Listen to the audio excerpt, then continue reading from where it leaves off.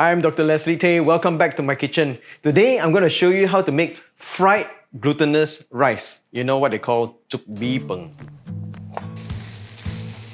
Alright, maybe you're not quite into glutinous rice, but let me tell you, glutinous rice is very tasty. It's got a very special texture that the more you chew, the more savory and more tasty it gets. So if you haven't really discovered glutinous rice, try this recipe and I guarantee you'll fall in love with glutinous rice. First step is we're going to soak this glutinous rice with boiling water. This is 2 cups of glutinous rice. I'm just going to put boiling water and then you just give it a stir and just leave it to soak for about half an hour for the starch to release. So this is what the rice looks like at the beginning of the soak, and later on we'll come back and see what it looks like at the end of half an hour. So I've got about 50 grams of dried shrimps here, or hebi. Usually you soak hebi with water, but today I'm gonna soak it with Chinese wine because I find that the Chinese wine will take away some of that fishiness from the dried shrimps. This is dried scallop. This is optional, but dried scallop will give you extra umami. So we also throw in some of the Chinese wine into the dried scallop and let it soak. This is just some shiitake mushroom, dried mushrooms. We soak it with some soy sauce. So maybe about 2 tablespoons of soy sauce. This is mirin. The mirin will add a bit of sweetness to the mushroom. If you don't have mirin, you can just use water. Alright, so all these ingredients will take about half an hour to soak. But if you've got more time, you can soak it to 2 hours, 3 hours. That's fine, it's not going to spoil it. We also need some lapcheong. Lapcheong adds some color as well as some sweetness into the glutinous rice to balance off the savory flavors. So very simple, just slice your lapcheong.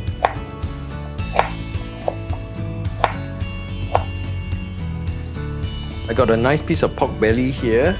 I'm using pork belly because I'm going to render some of the fat of this pork belly. Because you want to cut down on your saturated fats, you can use something like lean pork meat. First, we remove the skin of the pork belly.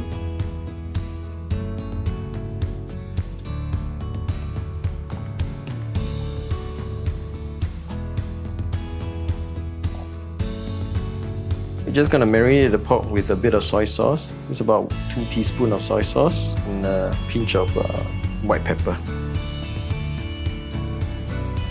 While we are waiting for the ingredients to soak, let me ask you a question. Did your electrical bill go up during circuit breaker? Yes? You know how to save some money? Very simple. All you need to do is to switch from your original supplier to a new supplier like Sunoco, and immediately you will find that you are saving some money. On top of that, we've got a special promo code for you today where you can immediately save even more money. Now, in case you're worried that switching is a complicated process, let me assure you it's very simple. It's simpler than making this glutinous rice. All you need to do is go to their website and then in 3 simple steps, you can start saving money. So do it now. Or at least finish watching the video, then do it. Alright, so the scallop is now soaked and it's soft enough for you to just break it. And what we want to do is to drain that soaking liquid. Now this soaking liquid is full of umami goodness, right? And we want to keep that for the rice later. We do the same for the dried prawns. We're going to save all that soaking liquid.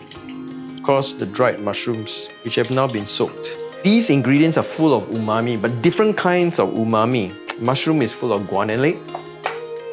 Dried shrimp is full of inosinate. These 2 combine with glutamate to boost the umami in the dish. So when you have a combination of these 2 ingredients, you find that the tastiness of the dish just get a nice big boost. So we're going to add some water to this soaking liquid and it makes a really nice stock for frying the rice later. So we want about 300 ml of liquid altogether, and we're going to add a little bit of chicken stock. Alright, so this liquid is super umami, right? Just So it should taste a little bit salty, but not overly salty, just like a nice potato chip. Alright, so all these mushrooms, you just need to slice it. So the rice is ready. As you can see, it's soaked up quite a bit of water already. You see look at the rice now. You can see it's a little bit translucent, just now it was very opaque. And you see the liquid is all very starchy. Now we're going to throw away all this starch water. By throwing away the water, you're actually getting rid of excess sugar. At the same time, the rice becomes nice and fluffy and it's not so heavy. Okay, we're just gonna Drain the rice. Give it a quick rinse with some water. So now we're ready to fry. We're gonna add some oil to the pan and we'll start by frying the pork. This part we're gonna let the fat render from the meat. Take your time doing this. Just lower the heat a little bit. Next we're gonna add in the lap cheong. We also want to render the fat from the lap cheong. So in goes the dried prawns and the scallops and the mushrooms. You're not gonna get so much ingredients when you eat outside, but when you're cooking yourself, you know, you can put in as much as you want. You want to stir fry this until the hebi is a little bit cooked. Cook away all the dried prawn flavor. Sometimes can be a little bit strong. Now it's time to add in all the rice. Okay, you want the oil to coat the rice evenly. There'll be some water there. You want to fry until the water is absorbed, and then you start adding more of the soaking liquid, just a little bit at a time. Now this process is going to take about 8 minutes. So now the rice is just absorbing all that umami and it's becoming nice and plump. Once you hear that all the water is already absorbed, you add in a little bit more water. Give it a stir. Just cover and let it steam for maybe about half a minute.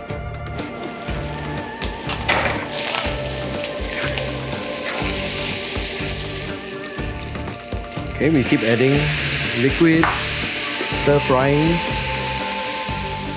letting it steam.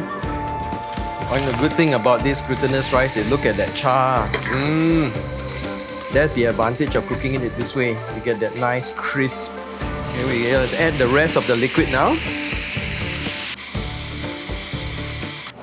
Alright, let's try some.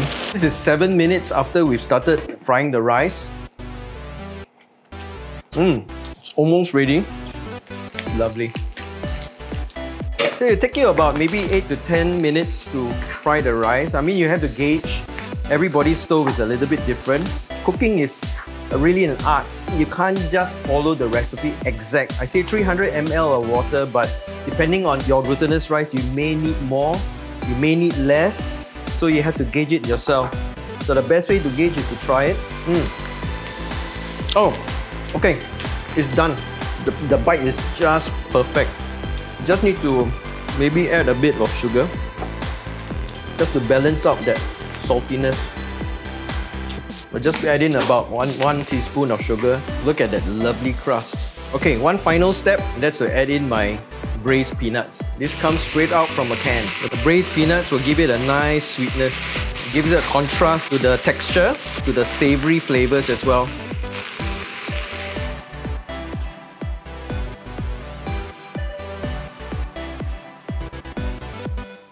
So we're just gonna add some white pepper, garnish it with a little bit of the green onions, and top it with a bit of shallots. Wow, look at that.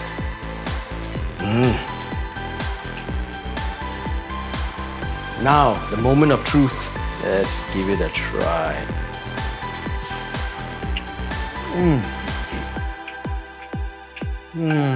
The more you chew, the sweetness comes out. So many different textures, so many different flavors, all coming together in a beautiful harmony. I guarantee you, after this, you're gonna fall in love with glutinous rice. Hey, and don't forget, switch over to Senoko and take advantage of that promo code and save some money. Until next time, happy cooking!